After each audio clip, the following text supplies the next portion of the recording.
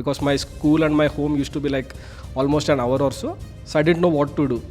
So I started with newspapers and then realized very quickly that reading newspapers is basically a waste of time because every day it's the same news, just with the names change. In my 9th standard, I came across this concept called as speed reading. I always say this, if you read faster and do not understand, it's a waste of time. In fact, I still even remember like one day before the exam, all my portion got completed and I didn't know what to do in my 10th standard.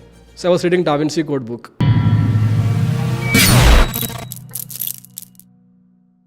Hey Srinivas, welcome to Bangalore. Hi sir, how are you? Good. Good sir. Yes. So Srinivas, first I want to ask about AlphaClub Experience so far. Mm-hmm. So you joined a few months back. Yeah. How has been the interaction and experience so Yeah, far? it has been very good. So maybe mainly the one-on-ones with you and Jayant, it has been fantastic. Got like lot of clarity.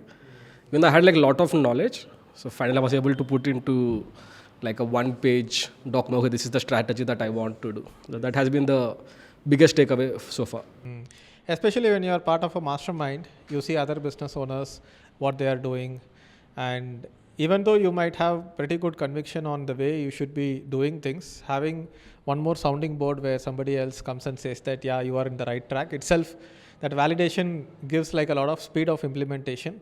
And you end up achieving like your goals a little bit faster when you have like a mastermind guidance. Of course. I was speaking to actually my friend today morning and I showed him the one-page document that I made in my chart. And he was like, okay, now this looks very clear, the strategy and the roadmap. So that has been the biggest takeaway for me. Yeah. Okay. Awesome. Cool. So Srinivas, I want to ask you about a little bit of your journey. Okay. I know that you are a speed reading coach and I want to know how that journey started. And also teach us about speed reading. How do you read books fast? Okay. So basically, I have been always an average student, never scored more than 65% in my school days. Okay. But in my 9th standard, I came across this concept called as speed reading. And it was very intriguing because at that point of time, I just got into reading self-help books, because my school and my home used to be like almost an hour or so. So I didn't know what to do. So I started with newspapers. And then realized very quickly that reading newspapers is basically a waste of time because every day it's the same news, just with the names change. Yeah. Then slowly it got shifted to reading self-help books. And that's when I realized, oh my God, this is never taught in schools. So I started reading those books. And during this process, I came across this book on speed reading, which my father bought like 25-30 years back. And I was very intrigued by it, decided to master it. And then within like few years, I started like scoring like distinction. Like from never who scored like around 60 to distinction within a span of like a year. And also the best part was I was reading less, studying less. In fact, I still even remember like one day before the exam, all my portion got completed and I didn't know what to do in my 10th standard. So I was reading Da Vinci Code book. So like imagine tomorrow is a board exams. And today I'm reading like a very completely unrelated book. So I understand that speed reading can actually have a proper and a practical, tangible effect on your work and your studies. But I'm thinking that when I read a book, I like to read it in my own pace. And somewhere I felt like this is the speed one should be reading. Maybe if I read very fast, I can't grasp the concepts. So tell us a little bit about speed reading and what is the foundational aspect of it, and can anybody do it, and if they can do speed reading, at what speed? Okay, so like they have done like lot of research on what is the reading speed, and all across the world, one research has come up very clearly that most people read between 150 to 250 words per minute. Okay. That's an average reading speed all across the world, irrespective of the language that they are reading on, irrespective of the gender. And maybe like at a student level, like one day before the exam or 1 week before the exam, the speed might shoot up. But on an average, that's the speed. Now the question is, what's so magical about this number, right? Why 150 and not, let's say, 1000 words per minute? So even if you slightly dig it further, you see that on an average, we speak around 162 words per minute. Okay. All across the world. That is your speaking speed. Your reading speed is only that much because you are basically narrating the book to yourself. Correct. So basically, I always say that if you think you are reading, no, you are not. You are actually talking to the book or you're talking the book. So that's why you'll notice when you are reading a book, an audio tape is playing in your mind, right? Whatever you are reading, the same audio is getting played in the mind. Yes. That's why the average speed is around 150 to 200 words. Okay. And there are multiple techniques which, if you follow them, you can go up to like 400 words per minute with comfortably. And when I say you can read around 400 words per minute, that's almost 2 to 3x the average reading speed. Oh. You can increase your reading speed and also understand what you are reading. Okay. That's more important. Okay. I always say this, if you read faster and do not understand, it's a waste of time. Yes. So I always say that give equal importance to understanding, but with proper training, you can actually increase your reading speed. Yeah. So if I want to start doing speed reading, do you have like a training program? Yeah, or I have an coaching? online course called as Become an Expert Learner. Okay. Basically, the core technique of speed reading can be learnt in just 3 hours. And I have trained over 10,000 people. In fact, recently I've done like a training for 1,000 chartered accountants. Okay. And we tested the speed before the workshop and after the workshop, just 3 hours. On an average, it showed like a 60% increase. Very interesting. Just for 3 hours. Okay. And of course, if they practice for more, it will shoot up to 2x. So you are a CA, and instead of just setting up a CA practice or going and getting a job at a Big Four, how did you become a speed reading coach? And do you feel like there is more opportunity here than a traditional CA career opportunity? No, I always wanted to become a trainer. That's what I was very clear about. My training and consulting is my passion since the age of 13, 14. I didn't know what I wanted to be on trainer on. And so after my CA, I just made a list of everything that I can train and do consulting on. I wrote like 39 items. Nice. And speed reading was one of them. Because I had to pick just one, I went with speed reading. And of course, made like multiple transitions in between. You also do consulting on helping agencies and other companies like startups to set up processes and systems. Correct. Can you tell me more about that? How did you get into that, and what do you do to help your B2B clients? Okay, so before that, I want to give like a mindset. In anything in this life, right? If you want to achieve something, it can be broken down into a step-by-step action. Anything. One example that I always give to my clients is how do you prepare a coffee? It's very simple, right? Step 1, open the fridge. Step 2, take the milk container out of the fridge. Step 3, close the fridge. Step 4, pour it in the bowl. If you basically, even a small action step as making a coffee can be broken down into a step-by-step process. True. And the same thing applies for business as well. So it doesn't matter what business you are in, everything that you do in your business can be broken down into a step-by-step process. As a business owner, like for example, I'm a CA, right? Even if you wake me up, like let's say 3 o'clock in the morning and say like tax planning karna, I'm a salaried income, what should I do? I'll just say do this, do this, do this, do this. I don't have to even think about it. Yeah. But everything is there in my mind. And that's the biggest limitation for a business owner because everything there in his mind. Mostly what happens is a business owner kind of starts the business to have more freedom. And after a few years into business, he realizes that freedom nahi hai. There's no freedom. I'm basically taking care of challenges of my clients, taking care of challenges of my employees. Where is my freedom? Yeah.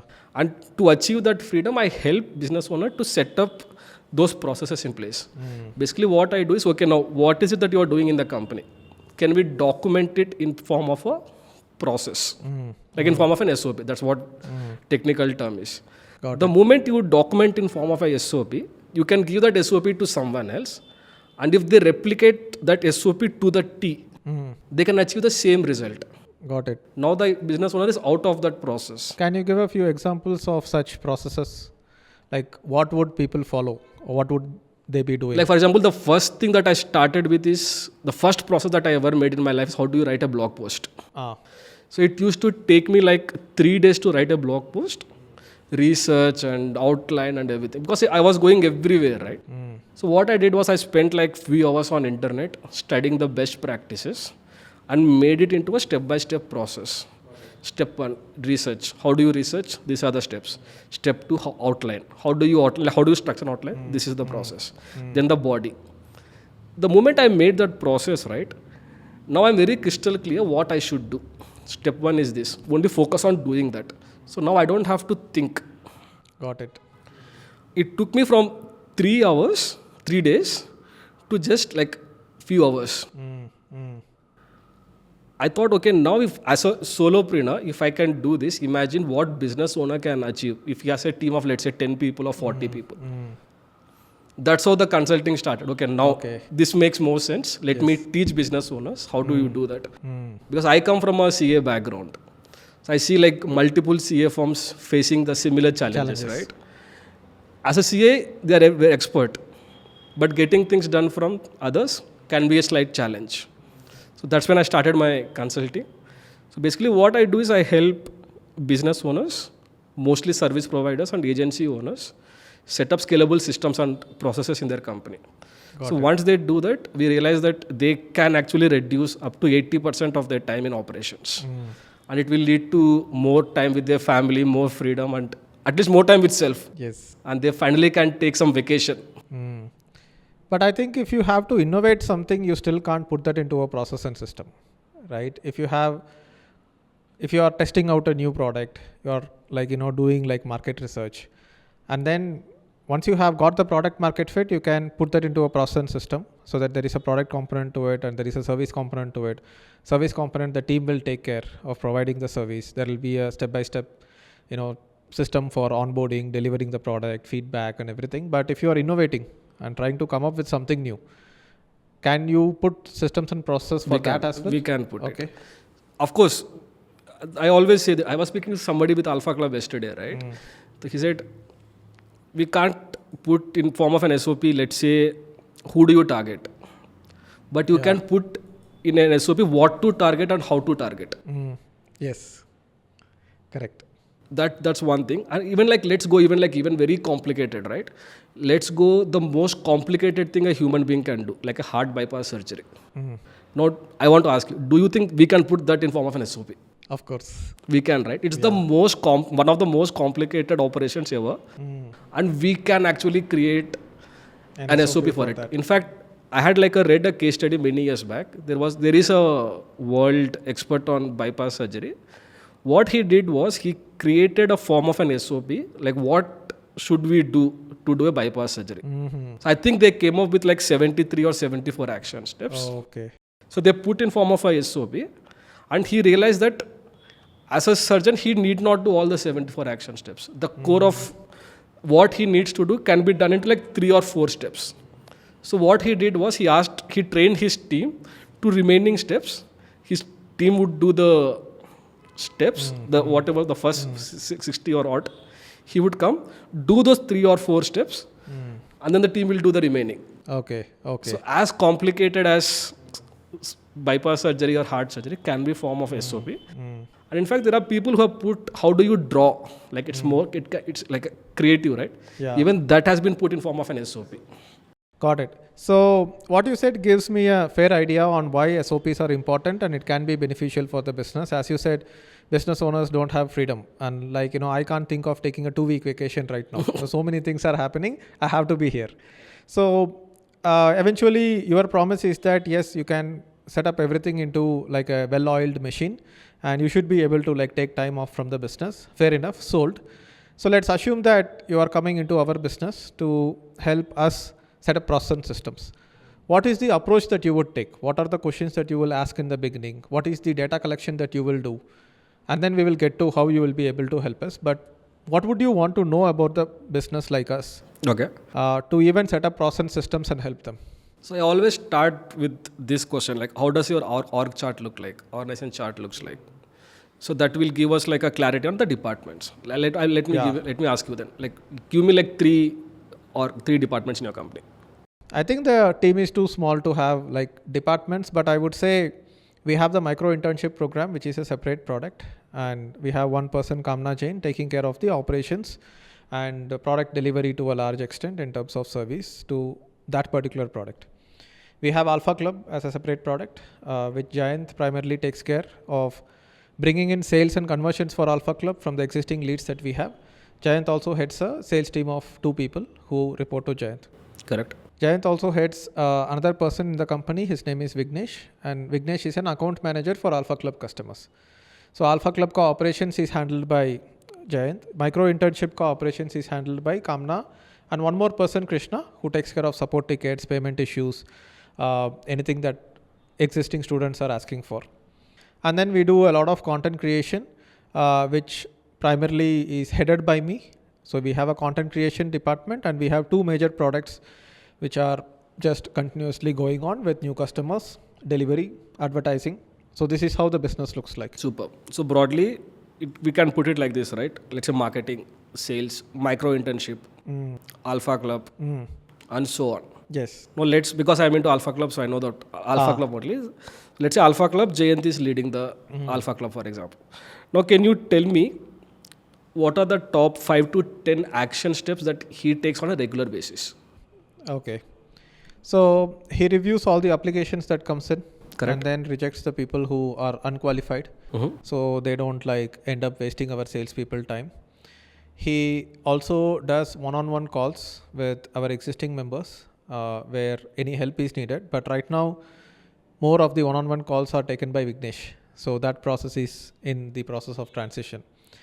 And he takes care of some of the VSLs and marketing activities like ads and all that. Yeah. Super. So these are the actions that he takes on a regular basis, right? So every action can be made into a SOP. So the process that I recommend everyone is make an org chart first. And then for each department, write down what are the actions that they take on a regular basis. So once you do that process, it takes around 2 to 3 hours when I do on a one-on-one basis. So we come up with approximately anywhere about 50 to 150 action steps. I think we don't realize how many of the tasks are actually going through our mind. And when I think about it, it's actually a lot. From recurring cost of online tools to some of the accounting activities to reconciling how much we invested on ads, how much we took back. Everything is something that I just know how to do and I just do it. Correct. And I keep doing it every month. So there is no process taking care of it. I am the process. Correct. Right?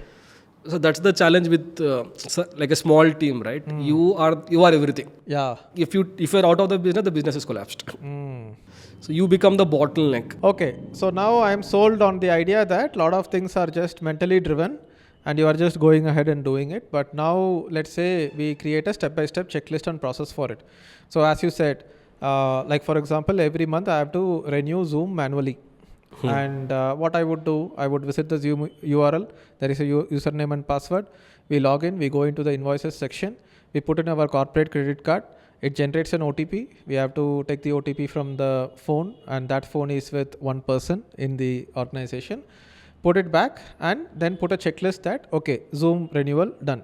So this is one micro task which will have a frequency of once in a month. Correct. On a particular date of the month, every month. So now that I have put it here, do I just give it to a employee and say that, boss, follow kar do? What if he doesn't follow? So where do you go from there? So first thing is you need to put in form of a process. And after you put in form of a process, you need to have, I always say there's two things. Person responsible to execute it. Okay. And the person who ensures that the task has been done. The owner. Okay. The ownership of it. So there are two people always involved in every task. Okay. So now you decide that maybe you can say you don't have to write the name in SOP, but you can write the designation in that SOP. Okay, now let's say, and then you put checks in place to ensure that it is getting done. So it can be as simple as, now let's say every month the Zoom has to be renewed. I always say that, can this process be simplified? That's the first question. Let's assume it's not. It has to be done exactly. Thinking about it, we could pay 1 year upfront and actually that could be process, but let's assume that we want to do monthly. Okay, we can't do it now. Now what can we automate it? If the answer is yes, automate it. Let's assume it's not. Delegate. But we have to do it manually. So delegate it. So we have delegated to XYZ person. So one system that we can place, let's say that we can just put it on form of a calendar. Let's say every 5th of the month, we say renew Zoom at the person doing the task, the person who has to ensure the owner of the task. So we have put it in the calendar. So on the due date, they get a reminder. Okay, now this task has to be done. So which tool do you use to set up reminders? I think it can be any tool. It can be any tool. That I always see this one more Calendar thing. should be fine. So this is one question that I am asked every day almost what softwares to use, I always say it doesn't matter. It doesn't matter. What matters more is the habit. So I have personally tested like 150 softwares on task management itself. Okay. And I have always come to the conclusion it doesn't matter what software. What software you use? Like for most of my clients, up to like there are like 40-member team stuff, I only use Google Sheets most of the time. Okay. It's free of cost. Yes. It gets the job done. Yeah. Of course, once the habit is formed, we can think of. So you put like a month, you put checklists, and then you replicate it for every month, as simple as that. Yeah.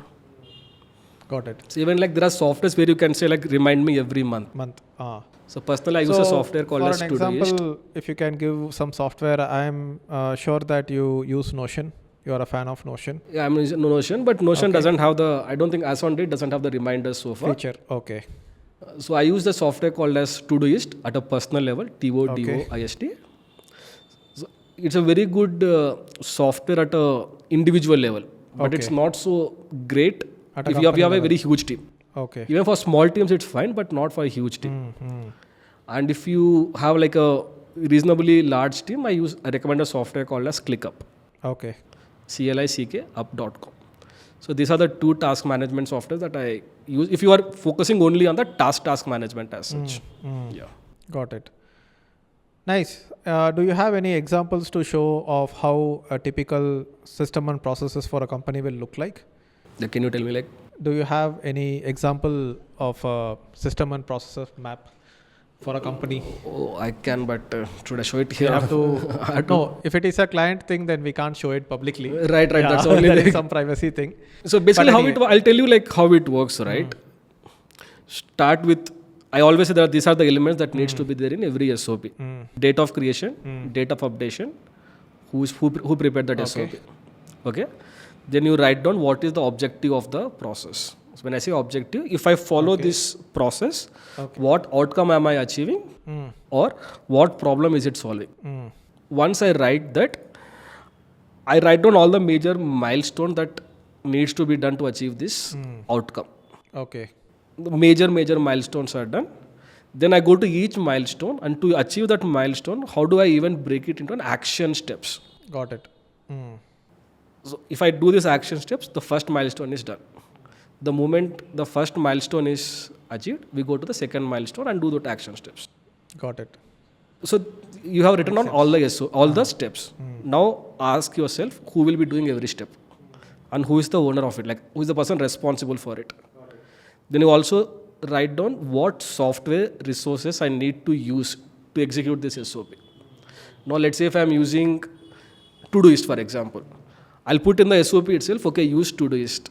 How do you use Todoist? Go to this URL and these are the user ID and password.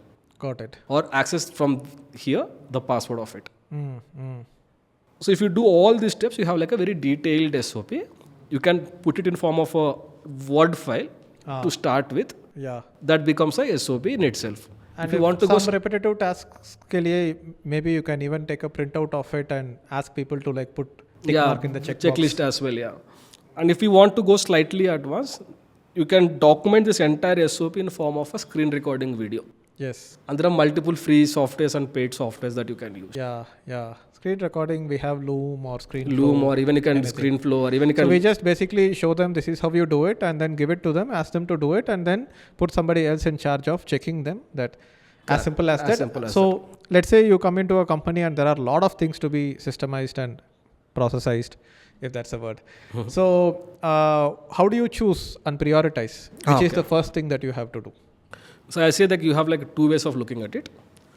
So if you do the process that I recommended, right, departments and action steps, you have like 100 to 150 actions, but you can't go with every process. It will be like too much. So I say out of this 100, what are those 5 to 10 processes which are used the most in the company? So we start with that. So that gives the best return on investment of your time, energy. Correct. Spent. So that's the one way of looking at it. At a company level. The second I ask the business owner is, which is that one process, if it gets streamlined in the company, your time will be saved. So that's where the business owner's time is spent, right? So let me give an example of one of my clients. He was a financial service provider, Like we started the 3-month assignment of helping his company to set up processes, right? On day one of the assignment, he would have received at least 100 calls from his clients or from his employees and Okay. everything. Minimum 100 calls. I was like, okay, now what's happening here? Chaos is happening, right? Okay, this is where he's Chaos. spending most of his time. Let's start with that. So we started asking like, what are some of the most frequently asked questions his clients are asking. So we documented it and we trained the team. After 3 months of assignment, from 100 calls, it has gone down to less than 20 calls. So these are the two ways of starting which SOP to document. I put it on flight mode, so I get no calls. Because at a financial service, we can't do that. And then I unlock the flight mode, and then WhatsApp me, there are some missed calls, and then text messages pending for, and then I get anxiety. Right. And then I put it on flight mode again. Right, yeah. So yeah, I think especially small business owners know slowly the processes kind of pile up.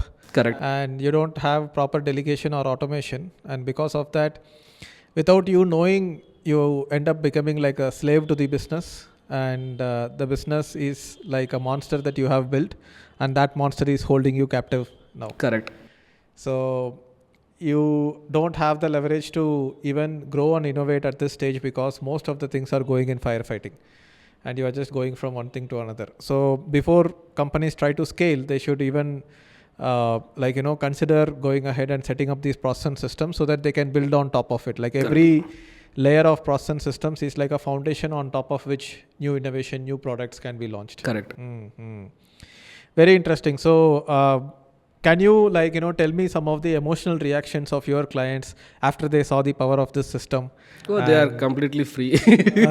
Most of them thank me for setting up systems in place. Mm-hmm. So because what happens is, as a business owners, that's one thing that I have realized. We cannot sit idle. We are not into job, right? So we cannot sit idle.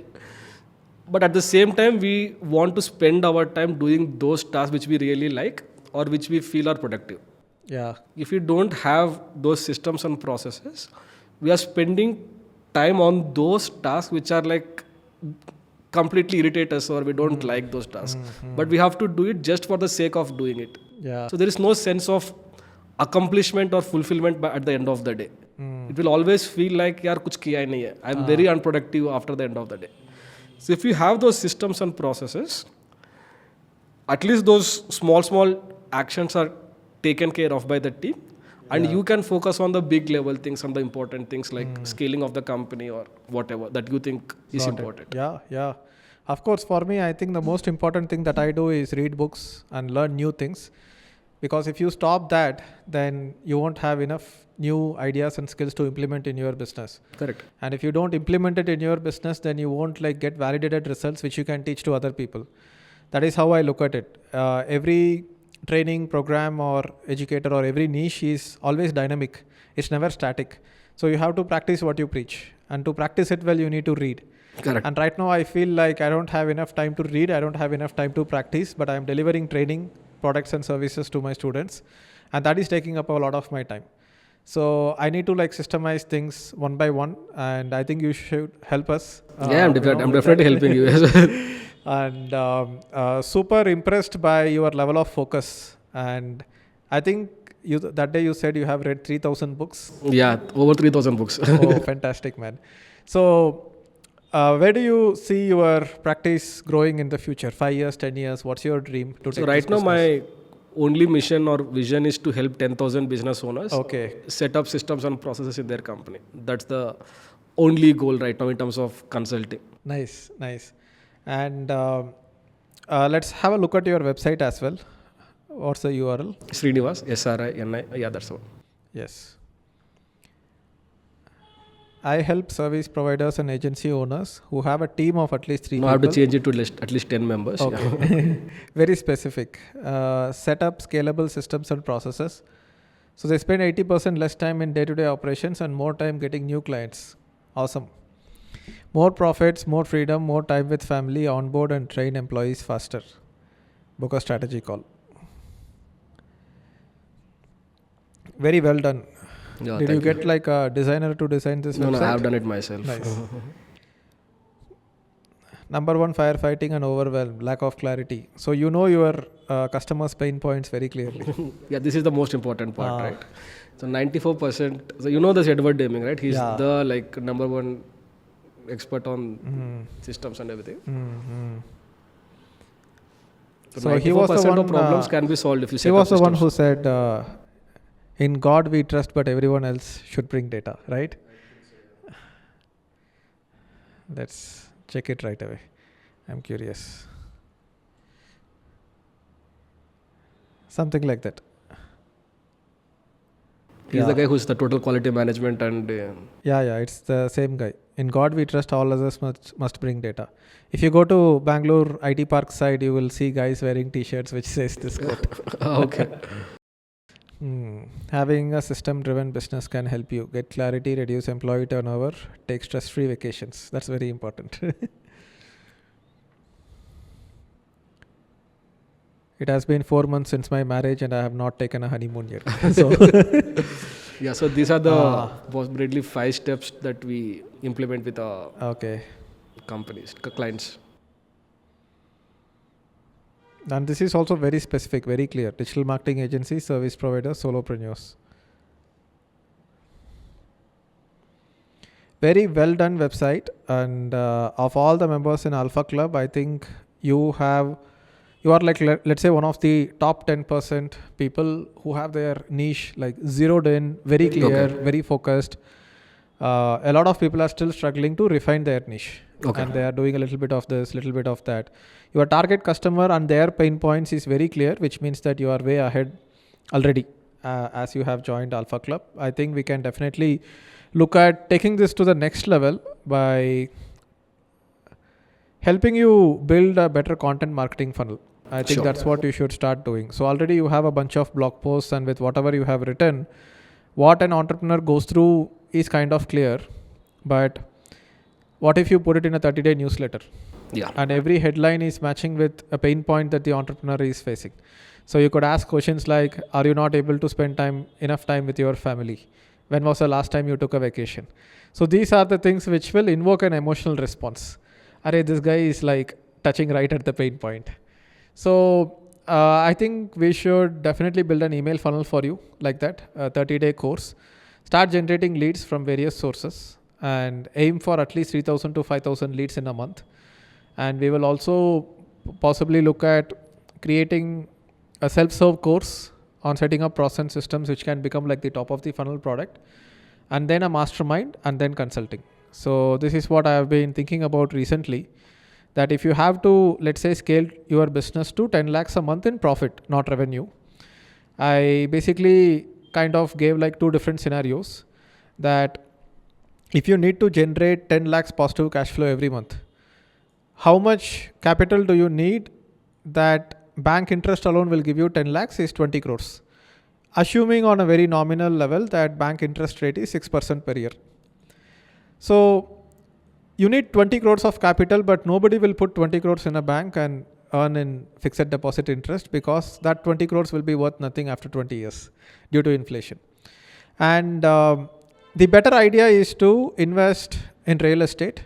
And if you have to invest in real estate and if you have to generate 10 lakhs of profit every month, I'm assuming that you have to generate 12 lakhs a month to take home 10 lakhs a month, considering another around 20%, which is on a higher side. It can be 10%, but I'm saying 15 to 20% will go into repairs, upgrades, management, property taxes, and all that. So that way you have to generate 1.44 crores a year in revenue to take home 1.2 crores a year, which is 10 lakhs a month. For that, if 4% is the rental yield, like annual yield, on top of it, you are having some appreciation, which will, let's say, only adjust for inflation. So current scenario, if you look at it, you need 36 crores of capital. So we don't have 20 crores of capital nor 36 crores of capital. So as small business owners, how would we go ahead and build something that is probably worth 35 crores in worth? Is that you can build an expert business, because the only leverage that we have is that we can learn something and then we can teach that to people, and we can implement what we have learned either as an agency or a consultant to other people.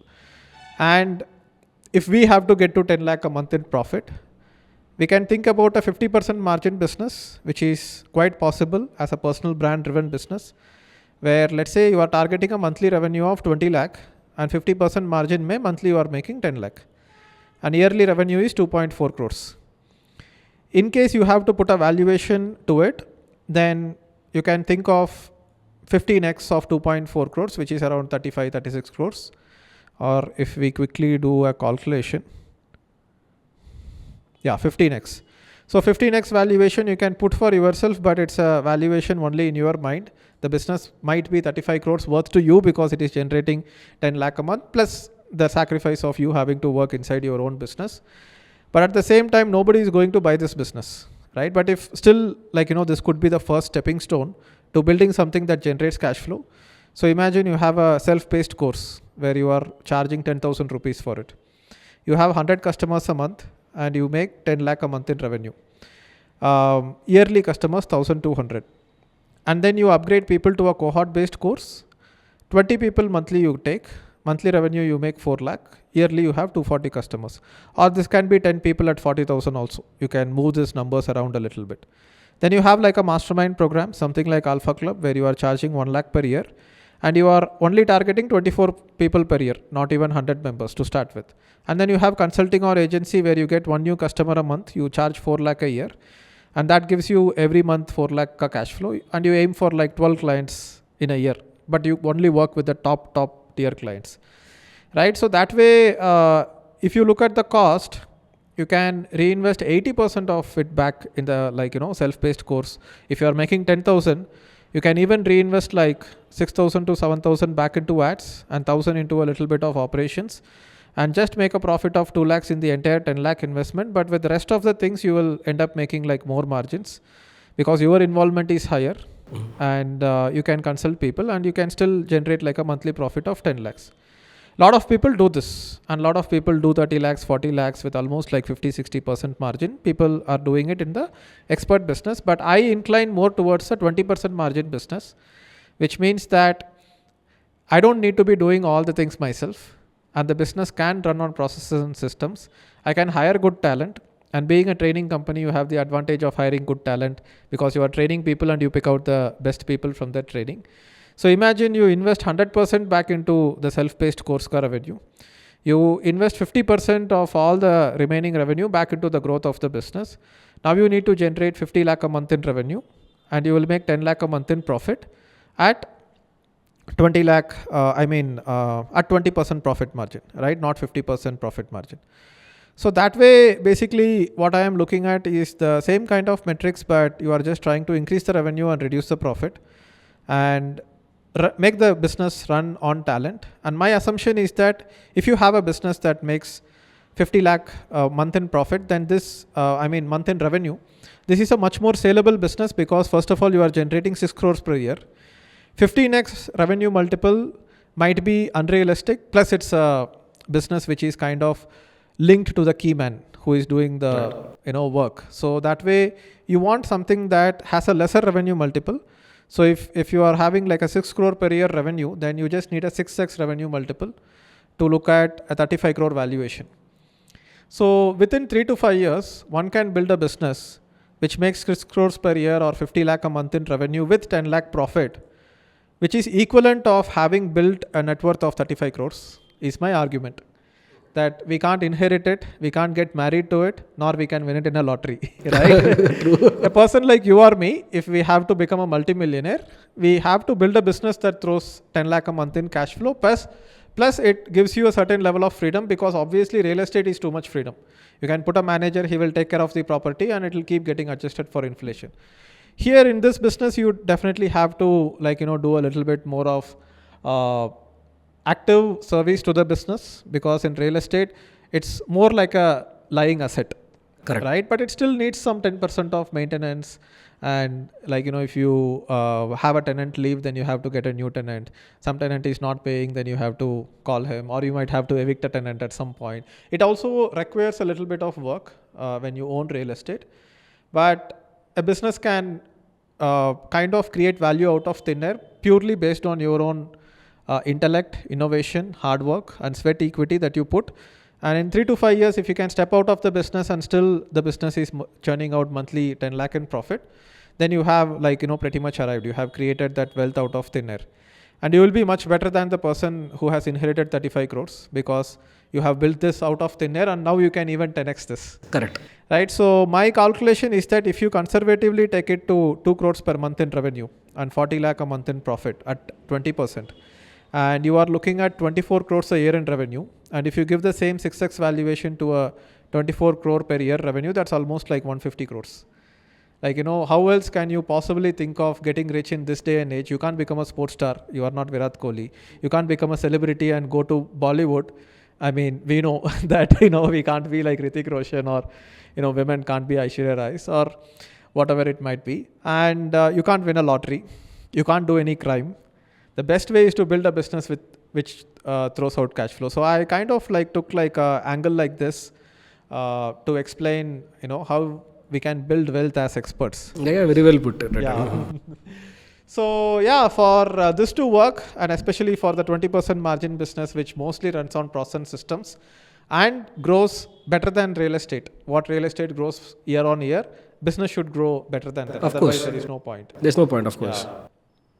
And of course, to reach to that level, you need those systems and processes. Yes. So beyond that level, if you want to grow, as I said, from 50 lakh a month to 2 crore a month, if you want to even grow, as you said, we have to focus on getting more clients, getting more customers, building the marketing funnel while the products are running like a smooth, well-oiled machine. Right. So to a large extent in the past 3 years, our growth has also been fueled by the team taking care of a lot of things.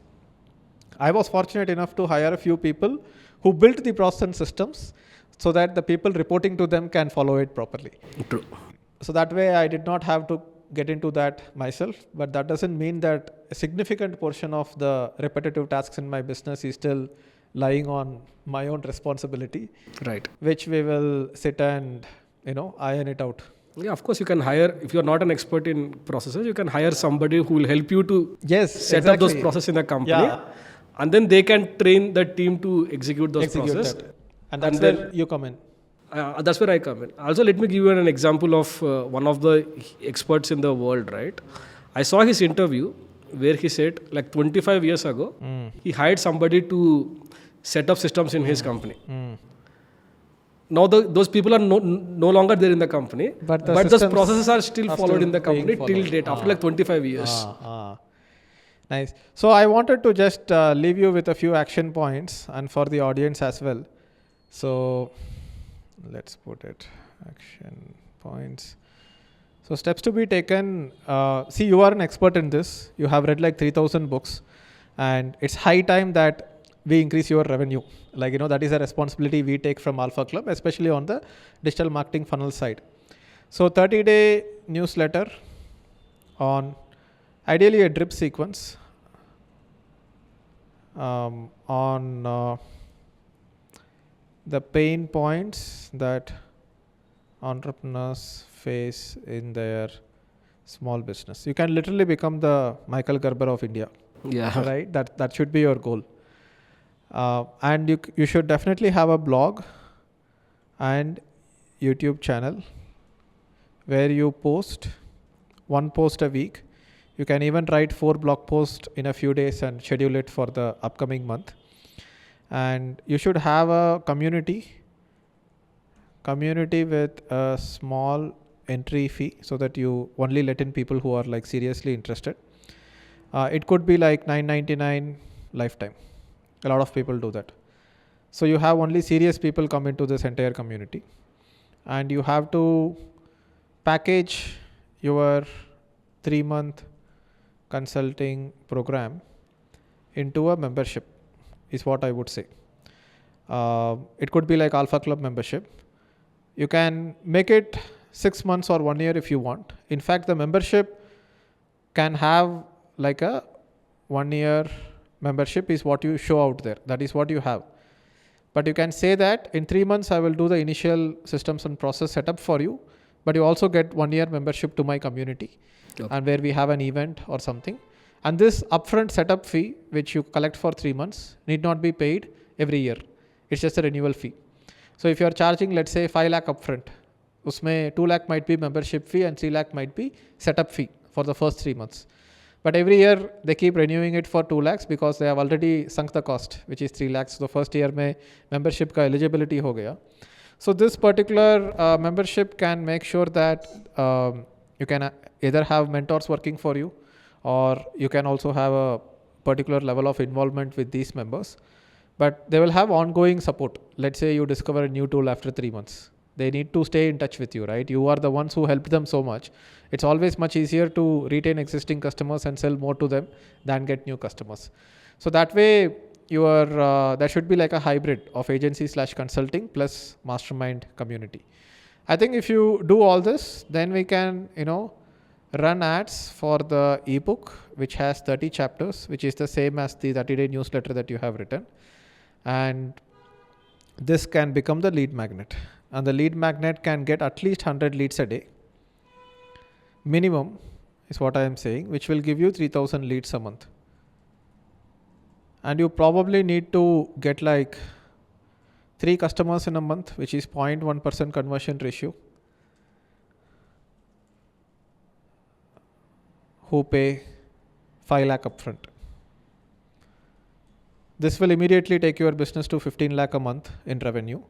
Plus, out of these 3 people, in 1 year, some 36 people are joining. If even 50% of them renew, then all the renewals will be like extra recurring revenue that will come for you. So this is some high level idea I have. Obviously, you can tinker around it. But are you game for taking it to the next level? Of course, no doubt about it. Cool. So that's about it, Srinivas. I think we had a long discussion today, and you shared a lot of insights about process, systems, and how businesses are built, and how entrepreneurs can basically take some time off and not worry about their business all the time. I definitely need that. So thanks a lot for doing this podcast, and I will see you around. Thank you very much for having me. Bye-bye. Bye-bye.